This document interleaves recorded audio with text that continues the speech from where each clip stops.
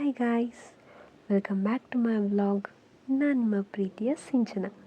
ಇವತ್ತು ನಾವು ಎಲ್ಲಿ ಹೋಗ್ತಾ ಇದ್ದೀವಿ ಅಂತ ಅಂದರೆ, ಎನಿ ಗೆಸ್? ಇವತ್ತು ನಾವು ಬೀಚಿಗೆ ಹೋಗ್ತಾ ಇದ್ದೀವಿ, ಲಿಟ್ಲ್ ಬ್ರೇಕಿಗೋಸ್ಕರ.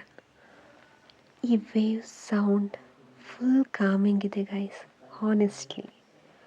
ಸಮ್ಟೈಮ್ಸ್ ನಮಗೆ ಲೈಫಲ್ಲಿ ಪಾಸ್ ಬೇಕು ಅಂತ ಅನಿಸುತ್ತೆ.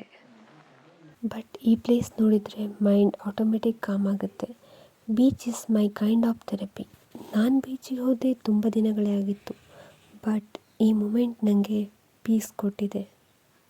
Just taking some time for myself today.